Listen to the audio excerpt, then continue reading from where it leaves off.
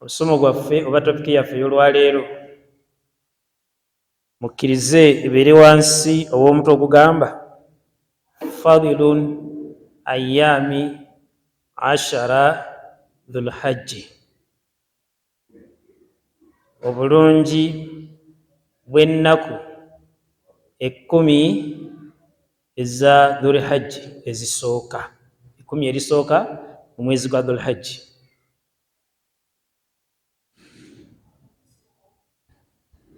Lwaki njagadde tunule ku nsonga eno? Anti tuli mu nnaku 10 erisooka mu mwezi guno gwa dhulhajji. Omuntu oyinza okubeerawo n'okola by'okola neweerabira nti osobola okukolayo ebintu by'okola ne babikuteekera ku akawunti yo ku mirimu gy'emirungi mu maaso ga Allah subhanahu wa ta'ala, naye nga wagikola mu nnaku 10 lino erisooka mu mwezi guno ogwa dhulhajji. Osobola okwetamya ku bintu ebirala ebitalinaamu value mu maaso ga Allah, naye abakulagiridde nti bino by'ebirungi ebyetaagisa, obeera oli awo oyinza okubeeramu abo abanaaganyulwa kuno ku nsi ne ku lunaku lw'enkomerero. Ebigambo bino ngenda bizimbira ku aya Allah oba ku aya za Allah subhanahu wa ta'ala ezigamba billahi minash shaitani rrajim bismillahi rrahmani rrahim wal fajri wa layali al ashri washafi'i wal watri wal layli iza yasri ila akhiri sura. Wakiba Allah subhanahu wa ta'ala agamba nti wal fajri, ndayidde emambya okusala kwayo, ndayidde okusala kw'emmambya, wa layali ashri, nendayira n'ebiro 10, nendayira n'ebiro 10, washafi'i wal watri, nendayira n'ennaku ez'enkanankana n'ennaku ez'ensuusuuba. Ye Allah subhanahu wa ta'ala bw'atyo bw'atugamba. Amala tugamba ebigambo ebyo, qala mufassirun, abavunuzi ba Qur'ani ebaali bavunula aya eyo oba aya ezo, yagamba omuvunuzi omu yagamba nti aksama Allahu ta'ala bi dawi fajirin wa layali, yalayira Allah subhanahu wa ta'ala okuvaayo kusala kw'emmambya, n'alayira n'ebiro 10, naye nga ebiro 10 ebyogerwako si birala wabula b'ebiro eby'ennaku 10 erisooka mu mwezi guno gwe tulimu ogwa dhulhajji. Buli lwabeera alayidde ekintu kyonna ebeera nsonga nnene nnyo. Buli lwalayira kyaba alayidde kyekangako nnyo amagezi, abeera alina ensonga lwaki akilayira. Naye agamba nti fadila mubaraka, yalayira ebintu ebyo lwaki fadila, nti mulimu ebirungi bingi. Mu kiseera ekyo fajiri ng'esala nga bwe tugenda ogiraba, si buli fajiri yonna, wabula alayira fajiri ey'olunaku olw'e10, fajiri ey'ekiro eky'10 ekisembayo, enkeera mutandika okubeera nga musala ebisolo oba nga mugenda kusala bisolo, alayira fajiri emambya ng'esala. Lwaki agilayira?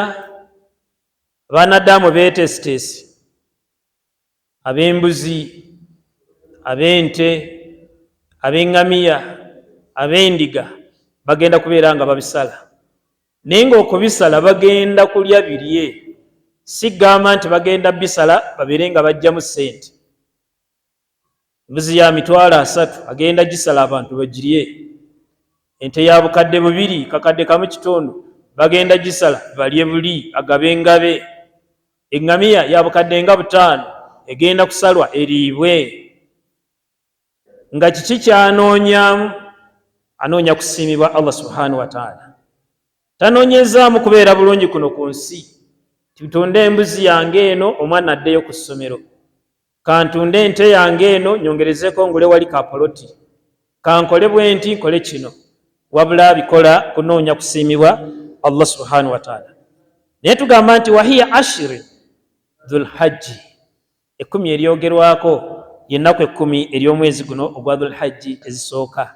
Ta'dhima, ekyo nno yakikola ta'dhima lwa bugulumivu, kugulumiza bi sha'anihima, olw'ebintu ebyo byombiriri.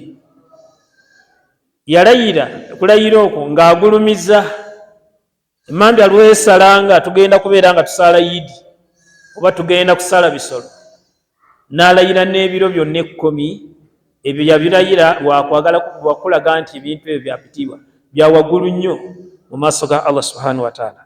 Wa tanbiha ala fadliha, nakuzuukusa nze naawe tutegeere nti ennaku ezo za mugaso nnungi nnyo singa omuntu abeera akoleddemu ekyo ekinamugasa mu maaso ga Allah subhanahu wa ta'ala. Kama kaala sallallahu alaihi wasallam, nga bwagamba omubaka okusaasa ebyengera n'emirembe bibeere ku ye, hadithi ani nabii sallallahu alaihi wasallama kaala ma min ayami a'adhamu inda Allahi wala ahabu ila Allah, teriyo nnaku zisinga kubeera nga za kitiibwa nnyo, zisinga kubeera nga ngulumivu nnyo inda Allah, mu maaso ga Allah subhanahu wa ta'ala, wala ahabu ilaihi amalun, n'omulimu oguba gukoleddwa mwezi ennaku nga gwagalwa nnyo mu maaso ga Allah subhanahu wa ta'ala, fihinna muzo min hadhihi ayami ashirun, gusinga mulimo guba gukoleddwa mu nnaku 10 erisooka erya dhulhajji. Teriyo mulimo gwonna gwokola nga mulungi ogukola mu nnaku endala esigadde n'obeera nga ogukoze bulungi ofunye empeerayo, naye ate bw'ogukolera mu nnaku zino 10 erisooka, mu nnaku 10 erisooka ate ofuna kinene. Tugamba nti ayami ashiri, ennaku 10 eryogerwako, kyava agamba nti fa akthiru, byatugamba nti fa akthiru, muyitirize nnyo, fihinna, mwezi ennaku 10 muyitirizanga nnyo mu nnaku 10 eryo, min tahalili, kwogera ekigambo la ilaha illa Allah, mukiyitirize nnyo okubeera nga kiyita ku nnimi zammwe, mukyogere nnyo liwoobeera la ilaha illa Allah, la ilaha illa Allah, la ilaha illa Allah. Abali emaka saawa eno bali rabbaika allahumma rabbaika labbaika la sharika laka rabbaika innal hamda wa ni'mata laka wal mulk la sharika laka. Amakulu gaakyo labbaika, nyanukudde, wampita mbeere nga nzija ku nnyumba yo nzize. Labbaika la sharika laka labbaika, tewali kukugattako kintu kyonna, oli bw'omu bw'oti. N'ogamba nti innal hamda, mazima amatendo gonna amajjuvu, wa ni'imata, n'ebyengera, laka, bibyo ggwe Allah, bibyo ggwe Allah. Wa takbir, tuyitizenga nnyo n'okubeera nga tuleeta takbiraati, nga takbira gye tuleese nga twakameza okusaala, Allahu akbar, Allahu akbar, Allahu akbar, la ilaha illa Allah, Allahu akbar, Allahu akbar walillahi alhamdu. Wa tahmid, ne tahmid, alhamdulillah walhamdulillah, Allahu akbar walillahi alhamdu. Gambo byebyo bikwatira omugondi eyo. Qala mujahidun wa gairuhu, mujahidu atutegeeza wabulala n'abalala basigadde n'agamba nti almuradun bilfajiri huna, Allah okwogera ku fajiri n'agamba nti walfajiri, ndayidde emambya, kusala kw'emambya kw'olwo olunaku, fajiru yawmu nahari, atugamba nti ye fajiri y'olunaku olw'okusala ebisolo, fajiri y'olunaku lwe tugenda okubeera nga tusalirako ebisolo. Emyamba lwesala nga ku makya mugenda kusala bisolo, mugenda kusala idi musale ebisolo, ye fajiri Allah subhanahu wa ta'ala gyalayira khasatan, yeyo yokka. Nagamba wa huwa khataman layalin ashir, ate fajiri eyo yekomenkerezaayo, yesembayo mu biro 10 ebyogerwako Allah bye yalayira. yagamba nti walayali ashiri, n'ebiro 10. Ebiro 10 ebyo kyekiro kyekisemberayo ddala. N'olwekyo Allah subhanahu wa ta'ala byalayira. Hadisi waqiila almuradu bishafi agamba yawma nahari, era shafi lwenaku olwokusala, lwe lunaku olw'10, naku lwezenkanankana, lwenaku olw'10.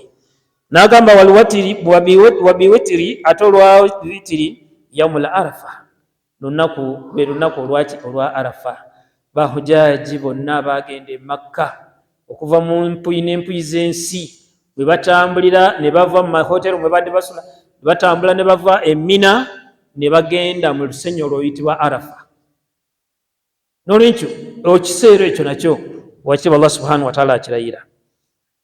Wakin ibadallah, baddu ba Allah balungi, tugamba nti ayyamil ashri min dhul hajji, munaku zino mu mwezi guno gwa dhul hajji, afdalu ayyami sana, ze nnaku ezisinga mu nnaku zonna eziri mu mwaka omulamba. Ennaku 10 erisooka lino lye tulimu, ze nnaku ezisinga okubeerezwa ebbeeyi maaso ga Allah subhanahu wa ta'ala ku muntu yenna agenda okukola ibaada yonna gy'agenda okukola, okusinga ennaku endala zonna ezisigadde. Omwaka omulamba gulimu ennaku 306, ne 306 ezo gyako emyaka 10, 305 nungi, ibaada gy'okoleramu ebeera nungi, naye ate eno gy'okoledde mu zino 10 yesinga okubeera enzito ennyo okusinga eri gy'okoledde mu nnaku ezo zonna mu maaso ga Allah subhanahu wa ta'ala. Hadisi eva ku Ibni Abbas radiyallahu anhuma qala qala Rasulullah sallallahu alaihi wasallam ma min ayyami amalu salih fiha ahabu ila Allah min hadhihi al-ayyam, yani ayyami ashara. Agamba tewaliwo nnaku mwanadamu mwakolera mulimo ng'omulimu ogwo mulungi ne guba nga gwagalwa nnyo ewa Allah subhanahu wa ta'ala gusinga mulimo gw'abaakoledde mu nnaku 10 lino. N'agamba yani ayyami ashara, ennaku 10 erisooka mu mwezi gwa dhul hajji. Qaalu, bamubuuza omubaka Muhammad sallallahu alaihi wasallam ne bagamba ya Rasulallah, owange gwe mubaka wa Allah, wala jihadu fi sabilillah, wadde okulwana mu kkubo lya Allah? Genda okulwanyisa abakafiiri balemedde ku nsooka ogonde baganye okubeera nga bayingira obusiraamu, n'oyo agenza okulwana mu kkubo lya Allah naye tasobola kwenkanyankanya mpeera ye za muntu akoze mulimu mulungi mu nnaku 10 erisooka. Nabbi n'abagamba wala jihadu fi sabilillah, kakubeera okulwana mu kkubo lya Allah subhanahu wa ta'ala, toyinza kwenkanankanya mpeera na muntu akoze mulimu mulungi mu nnaku 10 erisooka mu mwezi ogwa dhul hajji.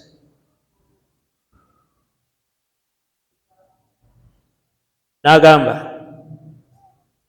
nti illa rajula okujjako omusajja kharaja binafsihi, abeera afulumye n'agenda mu kkubo lya Allah, binafsihi ye kennyini, wa maalihi n'emaali ye, agenze ye kennyini n'agenda n'emaali ye, falam yarji'u min dhalika bishay, ne watabeerawo kantu konna kakomawo mu makaage, ye mwennyini n'atakomawo, n'emaali yennyini gye yagenda nayo n'ebeera nga tekomyewo, amakulu bigenze byonna, afiiriddeyo ate n'emaali yennyini nayo egenze.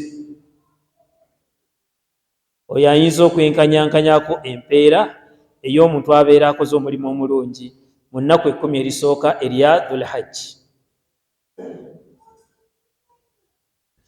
N'agamba, agenda maaso n'atugamba, qala Ibn Hajari agamba rahimahullahu ta'ala, agamba nti alladhi yadhharu fi imtiyaz ashara dhul hajji limakani ijtimai ummahatin ibadatin, ekifuula ennaku 10 lino nti lya bbeeyi nnyo okusinga ku nnaku endala zonna ezisigadde, li ijtimai ibadatin, nti ibada yonna, bamaama ba ibada bonna basinganibwa mu nnaku 10 muno mwebali, mu 10 mwebali ibada yonna. Tuyinza ogamba nti empagi 5 ez'obusiraamu, busiraamu kwe buyimiridde, mu nnaku 10 wano mwe zeekuŋŋaanyiza zonna omulundi gumu, zikolebwa mu nnaku 10 lino zonna. Omuntu aba asobola okubeera nga azikola, zikolebwa mu nnaku 10, teriyo erekebwayo. Lwaki? Esookera ddala ibaada esogona empagi esooka ye shahada. Shahada yeriwa ti olwaleero abantu bali Allahu akbar, Allahu akbar, Allahu akbar, la ilaha illallah, Allahu akbar, Allahu akbar walillahi alhamdu.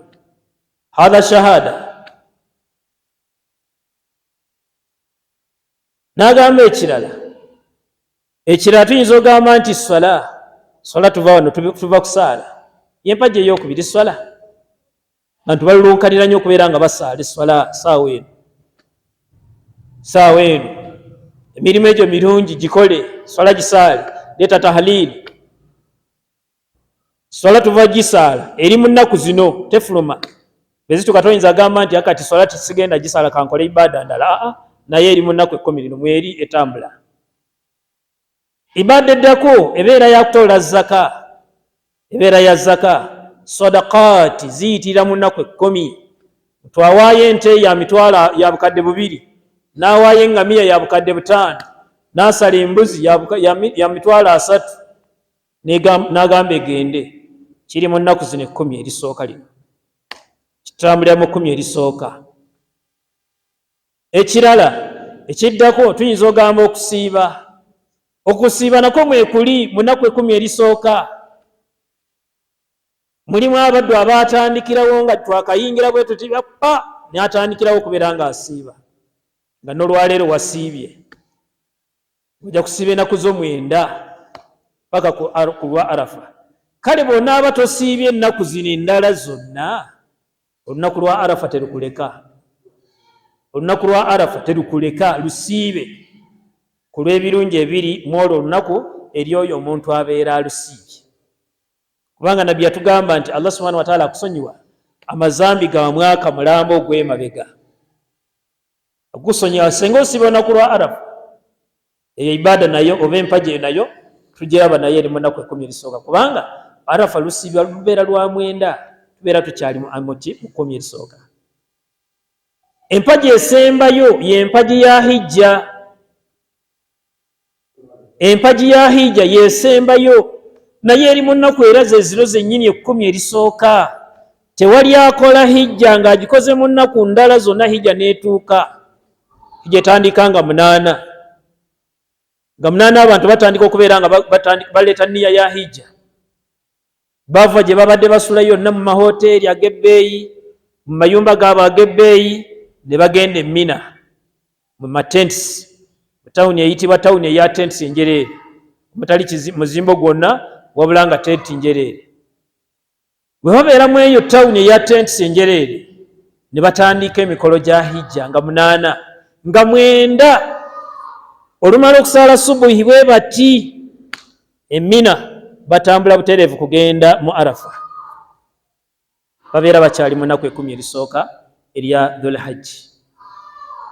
N'olwekyo tugamba nti maama wa ibadaati yenna akuŋŋaanira mu zino ennaku 10. Kyova olaba nti nabbi Allah subhanahu wa ta'ala yagamba nti zennaku ezisinga okubeereza ebbeeyi, ezisinga okubeereza omuwendo mu maaso ge, singa omuntu abeera akoledde mu ibaada yonna gy'aba akoze, afuna kinene nnyo okusinga bw'afuna mu nnaku endala ezitali zino 10. Swala bw'osaala eswala, nabbi yatugamba nti eswala buli swala gye tusaala mu nnaku eza bulijjo, osaala eswala emu ne bakubalamu eswala 10, obeera osaadde eswala 10. Kati bw'onoogisaalira mu zino ekyabbeeyi nnyo, Allah ayinza ogamba nti asiri gye tuva okusaala n'akubalako nti osadde asiri 1,000. Lwaki? Ozisaalidde mu ki? Mu nnaku 10 erisooka erya Dhul Hajji. Baddu ba Allah abalungi, mu nnaku 10 lino mulimu alwukuufu bi arafa mulimu okuyimirira mu arafa mu 10 lino lyennyini erisooka lino mulimu okuyimirira mu arafa nga bwe twagambye nti oluva eminnanga 9 ku makya mugenda mu arafa kuyimirira ekibatwalayo lidhikirillahi taala kwogerako Allah subhanahu wa taala kutendereza Allah subhanahu wa taala wa huwa yauma magfira ate era lunaku lwa kusonyiwa dhunubi mazambi g'abantu wa itiku minan nar na kutabaddu kubeera baali bakakasibwako nti bagenda kuyingira muliro kwolwo olunaku Allah subhanahu wa taala alonda abaddu be n'agamba nti omuddu gundi okusinziira ku bino byakoze mu nnaku zino mujjeeyo mu bantu ab'omu muliro mutadde mu bantu ab'omu jana fulani batadde mu jana saba Allah subhanahu wa taala mulundi guno bwebanga yali yateeka eri atujjulule ateeke mu bantu abanayingira jana Allahumma amin. Wamuba mu kaseera katugamba nti wahuwa yaumul ikmali dinin wa itimamin ni'ma ate era olunaku lwa arafa olwo olwogerwako lwe lunaku Allah subhanahu wa taala lwe yajjuliriza eddiini yaffe busiraamu lwe lunaku lwe yajjuza eddiini y'obusiraamu ate n'atakoma kujjuza ddiini ya busiraamu kyokka wabula najjuza n'ekyengera n'atujjuliriza ekyengera nga bw'agamba Allah subhanahu wa taala mu Qur'ani ey'ekitiibwa a'udhu billahi minash shaitani rrajim agamba nti al-yawma akmaltu lakum dinakum wa atimamtu alaykum ni'mati wa raditu lakum islaama diina kyolwaleero mbajjuliriza eddiini yammwe ne mbajjuliriza ekyengera kyange ne mbasiimira obusiraamu nga ye ddiini. Eyo aya yakka ku nabbi sallallahu alayhi wa sallam yali ali mu arafa ali kwogera n'abasiraamu asoma hutuba mu basiraamu Allah n'amussaako nassa etteeka eryo kugamu ku mateeka agaasembayo okuuka ku mbaka Muhammadi sallallahu alaihi wasallam. Olwaleero mbajuliriza eddiini yammwe ne mbajuliriza ekyengera kyange ekyengera ddiini yaffe ffe naye ate ekyengera kya Allah subhanahu wa taala kiyakusiimira gw'okole ki okibeeremu kubanga agamba wa raditu lakum islaama diina basiimidde obusiraamu ebeere ki yebeebeera enzikiriza yammwe yebeebeera eddiini yammwe. Baddu wa Allah abalungi, hadisi endala eva ku Abdallah ibn Amr ibn As radiyallahu anhu Allah amusiime qala yagamba khairu duai aduau yawma arafa edduwa ekyasinza okubeera ennungi ye dduwa omuntu gy'asaba ku lunaku lwa arafa.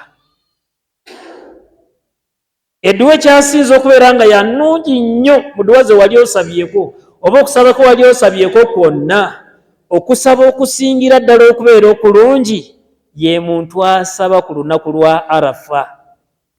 Si nsonga yagenze eri e Makka ali mu arafa mwennyini oba ali mu nsi ye yasigaddeyo teyasobodde kugenda mu hijja. Dduwa gy'osabanga gy'oyitirizanga okusaba ku lunaku lwa arafa nga tennaba kutuuka ndikugamba nti yitiriza nnyo okubeera ng'osaba. Kya mukisa bulungi lugenda kubeera nga lutuuka lunaku lujja kubeera lwakuna. Ku lwokuna olujja keera ku makya ebizibu byonna by'obadde olina byonna beera ng'obisaba kwolwo olunaku. Mu byogenda okusaba kwolwo olunaku nkusaba oteekemu na kano ojja kulaba Allah agenda kubeera nga akikulaga. Teekamu ekigamba nti ya Allah abaddu bo n'abazaana bo bali mu arafa olwaleero bali mu lusenyi arafa olwaleero. Ya Allah nsaba onteekemu abo abanaalubeeramu omwaka ogujja. Kimusabe okuva ku makya paka akawungeezi. Kimusabe buli ogira bw'oti ng'ogamba ya Allah abaddu bali eyo bali kulajjana bali mu kusaba nsaba nange onteekemu abo abagenda okulubeeramu olusenyi olwo omwaka ogujja. Wallahi bonna boosabye n'enniya entuufu omwaka ogujja ojja agenda e Makka. Lwaki nabbi tayogerangako bulimba, yagamba nti innamal a'malu binniyati. Olwaleero ku mitimbagano bw'otunula ku mitimbagano olwaleero kuliko omusajja mu Libya okwosajjo yaleeta nniya ye ng'agenda Makka atuuka gavumenti ya Libya nemukwata ali ku kisaawe bamukute bamututte mu mugondi mu office kumuwozesa lwaki biki bali ku bino saawa y'ennyonyi etuuka nyonyi okubeera ng'egenda bwe bamugamba nti kati genda kale tambula ogende musajja watu agenda okumaliza okwambala hiraami otuuka ku nyonyi yasinga n'ennyonyi nga emiryango giggaddwa n'abeera ku gondi awo nebeerawo ne bagamba w'ennyonyi nti owaayi waliwo omuddu gwoleka waliwo ali ku gondi muggulire ayingire n'agamba maze ennyonyi etandise okutokota sisobola kukola ki sisobola ate kuggulawo gamba ebyo abyogera omusajja oyo genda ku mitimbagano gyamulaba ennyonyi neegira neeyimuka nesituka akatono bweti kati mu kusituka kwayo driva agenda okulaba nga waliwo ekitateredde n'agizza wansi n'agamba makanika nti mugende mutule mugondi mulabe waliwo ekitali kitereevu mugondi muyingire batunula mugondi balaba nga tewali kifo kyonna ennyonyi namu n'addamu n'agiyimusa neegira bweti ate n'agizza n'agamba nedda waliwo ekitali kirungi mugire ki kati wano mukugira wano bagamba mwami bamugamba nti owaayi nga bwe bagira bwe bati bali mu kutunula mugondi gulawo omwami oli ayingire omwami wuuyo ayingira naye nga yabagambye nti nteekwa okugenda e Makka olwaleero yamalirira abagamba ngenda Makka olwaleero oba kiki ngenda Makka wallahi bamaliriza nga driver pilot ennyonyi n'ayingira ennyonyi lwe yayimuse bweti yagenze paka ku kisaawe Jidda nga tefunyeemu buzibu bwonna atuuka Jidda abantu bamuyaayaanira ababadde mu nyonyi ennyonyi ebadde eganye ku lulwo twayagadde okugira naye nga ebikugaana neddawo naye nga ku lulwo kiki kyennyini kuduwaaki gye wakozesezza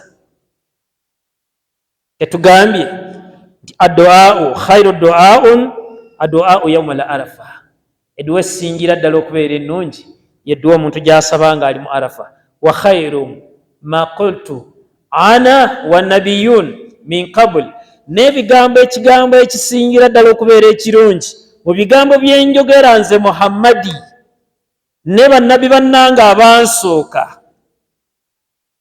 agamba nti la ilaha illa Allah wahdahu la sharika lahu lahul mulku wa lahul hamdu wa huwa ala kulli shay'in qadir la ilaha illa Allah tewali wasinzibwa mutuufu wa kusinza okujjako Allah subhanahu wa ta'ala wahdahu ali omu yekka la sharika lahu tewali kumugatako kintu kyonna lahul mulku yenanyini bufuzi yenanyini bwa kabaka yenanyini bwa presidenti yenanyini bwa LCs zonna yenanyini bwa minister walahul hamdu ate amatenda amalungi gonna gage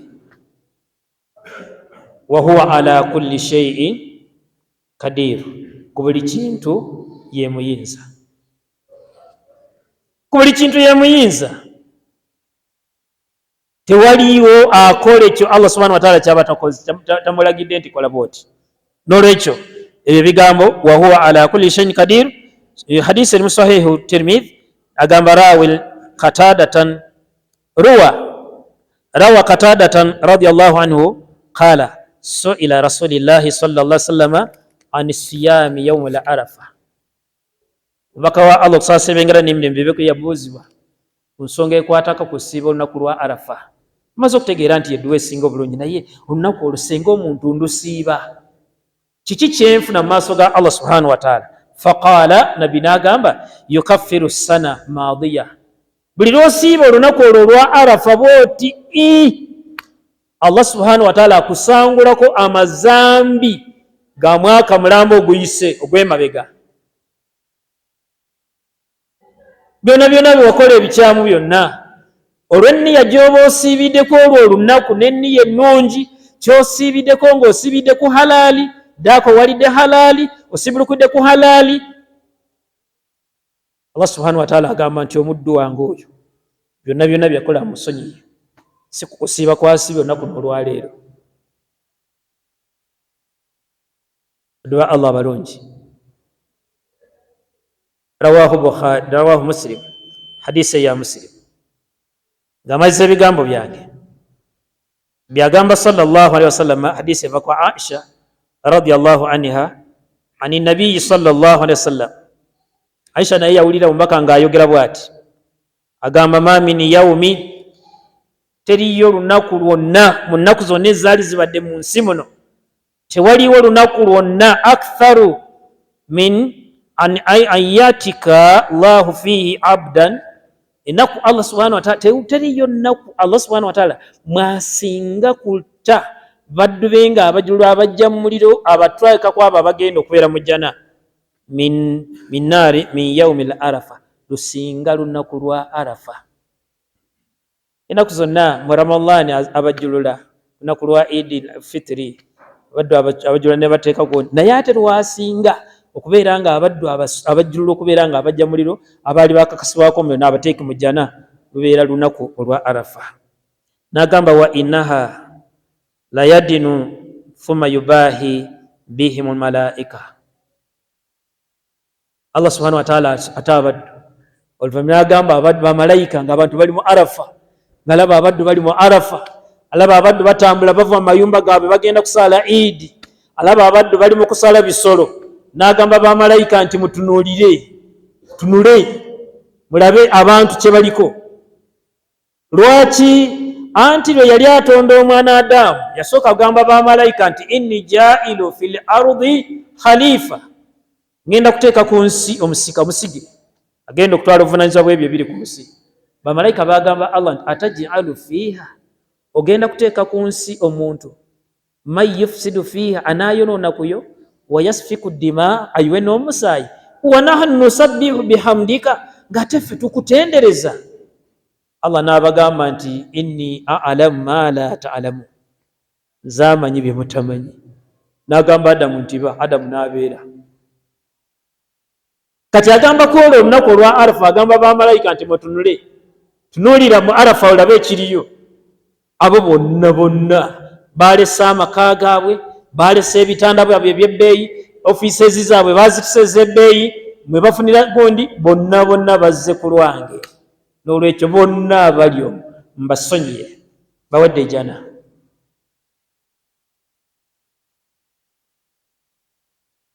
N'olwekyo bw'atyo bw'agamba ku nsonga eyo.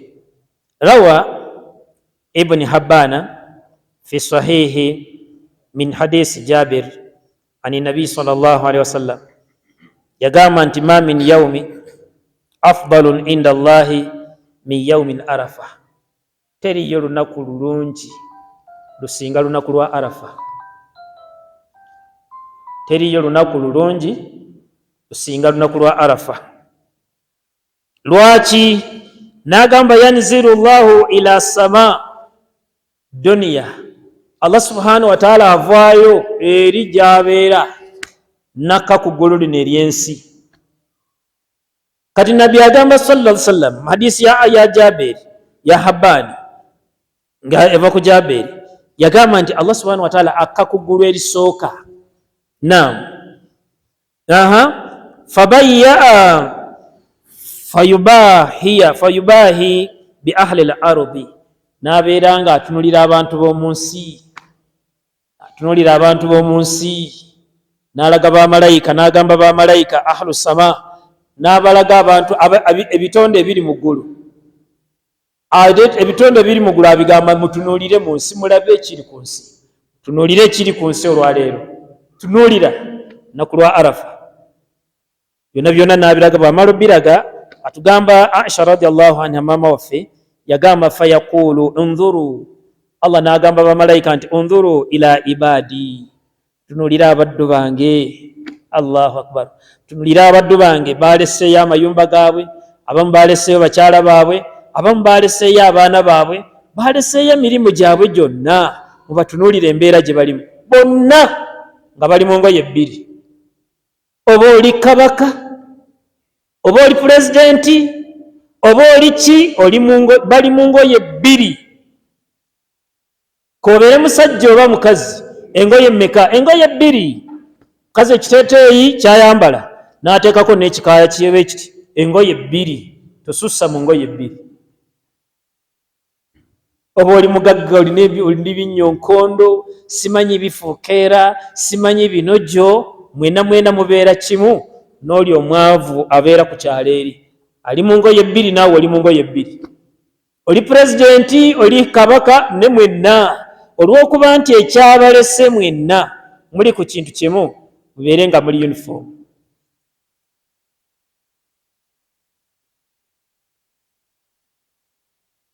Naye agamba Allah subhanahu wa ta'ala agamba abamalayika abo nti hajina jaa'u min kulli fajji amiki, bavudde mu bifo byanjawulo nnyabwe mulabaawo. Temulowooza nti ba mu Arafa we bawangaalira, bavudde mu bifo nga byanjawulo ne bajjaawo. Naye agamba Allah subhanahu wa ta'ala yarju rahmati, ekibaleese basuubira kusaasirwa kwange. Ensonga ebaleese bazze ng'ekibaleese mu kifo kino mbasonyiwe, mbasaasire. Kyava bagamba walam yarawu adhaabi, ate bali mu byogera bye bati ne tebalabangako ku bibonerezo byange, wabula basoma bisome. Falam yaran aktharu atikin min naari min yaumi Arafa. Kyava agamba nti sirabayo lunaku Allah subhanahu wa ta'ala wasinga kubeera nga ateerako abaddu be okubajjula, okubajja muliro, okubeera nga abayingiza ejjana, lusinga lunaku lwa Arafa. N'olwekyo baddu ba Allah balungi, bakubirizanga nange bwe neekubiriza. Kano ke luli nti lukyali mu maaso gye tulaga, lweteekereteekere osobole okubeera nga weegayira omutonzi wo, musabe kyonna ky'owulira nti ky'oyagala. Oba olina kizibu ky'olina, musabe ekizibu ekyo abeere nga akikugirawo, agenda kubeera nga akikugirawo. Arafa tugamba nti Allah subhanahu wa ta'ala twagambye nti olunaku Allah subhanahu wa ta'ala yajjuza eddiini yaffe Busiraamu, kubanga Allah subhanahu wa ta'ala agamba nti al-yawma akmaltu lakum dinakum wa atmamtu alaykum ni'mati wa raditu lakum islaama diina. Olwaleero mbajuliriza eddiini yammwe, ne mbajuliriza ekyengera kyange. Ku lunaku olwo nabbi yali ali mu Arafa ng'ali kusoma hutuba abuulirira abasiraamu abaali bagenze Makka, ali kwogera nabo. Allah n'amussaako etteeka eryo. Era olunaku olwo okusinza okuva ku olwo lunaku eryo aya lwe yakka, ekyali eddiini n'essaawa eno ddiini, ekyali nti bw'okola kino kya ddiini ya Busiraamu sikyasigala nga kya ddiini ya Busiraamu. Ekitaali ddiini mu kaseera ako bw'okikola olwaleero n'oyagala okiyingize mu Busiraamu okiyite nti nakyo Busiraamu, si Busiraamu, ebyo bibyo. Lwaki? Kubanga Allah kennyini nannyini ddiini Busiraamu agambye al-yawma, olwaleero, akmaltu lakum diinakum, mbajjuliriza eddiini yammwe, wa atmamtu alaykum ni'mati, ne mbajjuliriza ekyengera kyange, wa raditu lakum islaama diina, ate ne mbasiimira Obusiraamu nga ye ddiini. Kati gwe genda osiima ekirala, ne mbasiimidde ki?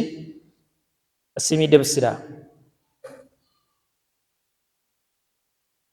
Nazarat hadhihi al-aya yawm al-Arafa, no aya yakka lunaku lwali lwa Arafa.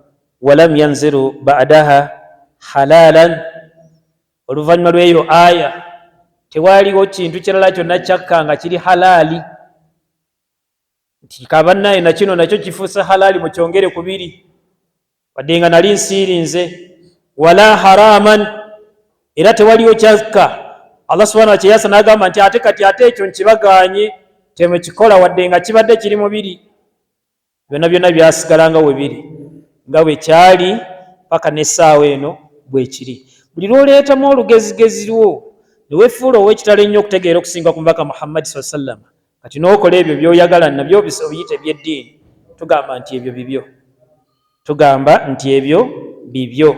N'olwekyo abalungi abampuliriza era abandaba, mbagamba nti mu nnaku zino mulimu ebintu bino wammanga. Ekisooka tugamba nti ayyamin hajji, mulimu ennaku ez'okubeera nga tukoleramu hijja. zenaku za hijja zibeera muki mu nnaku zino 10 erisooka sennaku mwe tukolera hijja emikolo gya hijja gyonna gikolebwa mu nnaku 10 erisooka nga hijja olunaku olusookera ddala okuyingira mu mukolo gwa hijja bwoti nga 8 oba oliwa oba wazze oliwa bonna ababa bapangisiza amahoteri ag'ebbeeyi bagavaamu ne bagenda Mina anti yali nkola ya Mbaka Muhammadi sallallahu alaihi wasallam yatandikiranga Mina yasulanga Mina okuva Mina ogenda Arafa mwena mugenda ne musula Arafa musula mu Mina olumala okusaala salati subuhi ne mudduka ne mugenda mu Arafa ekibatwalayo si kirala ebeerayo ebintu bibiri n'ebisookusatu kijjawo naye by the way kubanga mulya gamba togenda kulya mbeera temusiibye eno mbeera basiibye eri baba tebasiibye bali eno osiiba oweri batasiiba kubanga ali ku soosi kwennyini wabula kubeera kusaala swala kusaalirayo dhuhuri nga muzigase ne asiri kusaala omulundi ogu zuhuri ne asiri enjuba olugwa bweti mwena ne muvaayo ne mujulukuka ne mugenda e Muzdalifa gyonna mikolo gya hijja nolwekyo tugamba nti mulimu okola emikolo gya hijja nabbi yagamba sallallahu alaihi wasallam nti alhajju mabruru yagamba nti la ya'malu fi gairiha hijja tekolebwa mu nnaku lulala lwonna illa fi Arafa ekolebwa mu nnaku lwa Arafa hijja okujjula okugamba nti hijja yetuuse nnaku lwa Arafa qala sallallahu alaihi wasallam yagamba nti alhajju mabrur laysa lahu jazaa ila aljanna hijja ekkirizibwa mu maaso ga Allah subhanahu wa ta'ala omuntu talina mpeera ndala gyagenda kubeera nga afuna sigamba nti agenda kugaggawala abeere mugagga ku kitundu nga yasinga obugagga nti empeera Allah gyamusiimidde gyamuwaddemu empeera gy'omuntu oyo abeera akoze hijja ye neetuuka jana naye agamba nti yagamba mu hadisi emu nti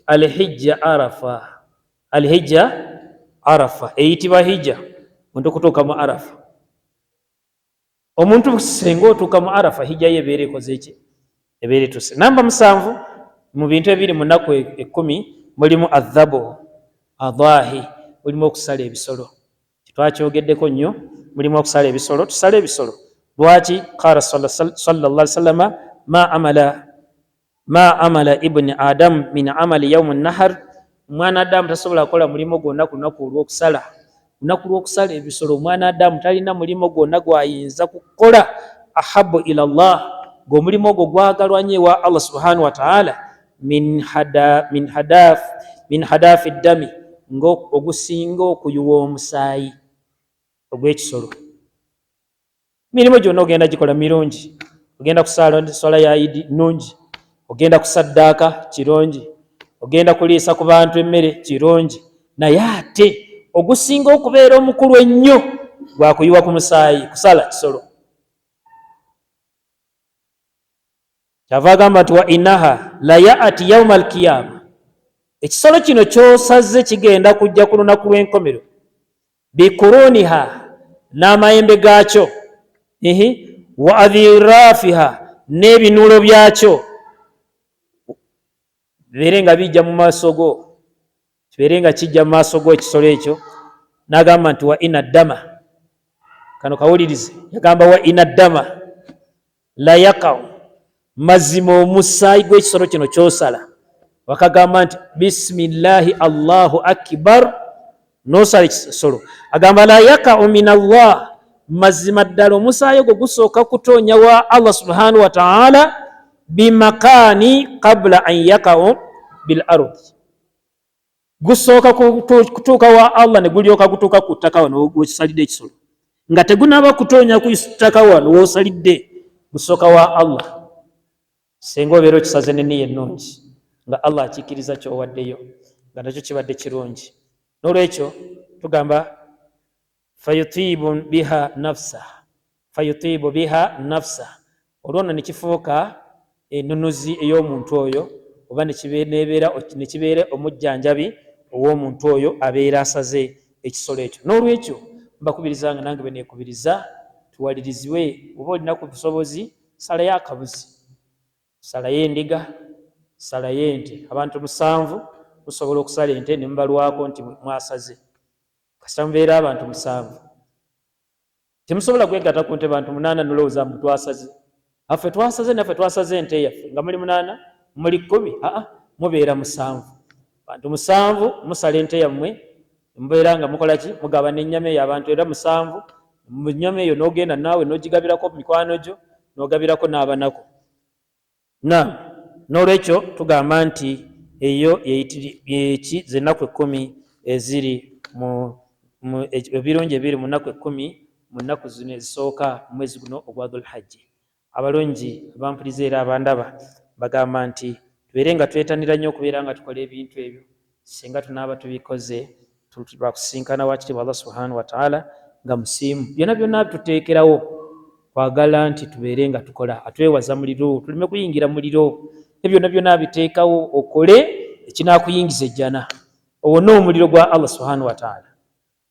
Maliriza nga nsaba Allah subhanahu wa ta'ala ateeke mu baddu be abawuliza ne bajjamu ekyokuyiga, atuteeke mu abo abamusaba nakiza okusaba kwabwe, atuteeke mu abo agenda okusisinkana nga musanyufu gye bali, atuteeke mu abo banaasobozesa okubeera nga tukola emirimu emirungi gyokka mu nnaku 10 lino eryesooka mu mwezi guno gwa Dhul-Hajji. Rabbana taqabbal minna innaka anta samiul alim wa tub alayna ya mawlana innaka anta tawwabur rahim برحمتك يا أرحم الراحمين. ربنا ظلمنا أنفسنا وإن لم تغفر لنا وترحمنا لنكونن من الخاسرين. لا إله إلا أنت سبحانك إنا كنا من الظالمين. لا إله إلا أنت سبحانك إنا كنا من الظالمين. لا إله إلا أنت سبحانك إنا كنا من الظالمين. ربنا آتنا في الدنيا حسنة وفي الآخرة حسنة وقنا عذاب النار. واغفر للمؤمنين والمؤمنات والمسلمين والمسلمات الأحياء منه والأموات برحمتك يا أرحم الراحمين. وصلى الله على سيدنا محمد وعلى آله وصحبه وسلم والحمد لله رب العالمين. ujja kwongera ya n'ekibuuzo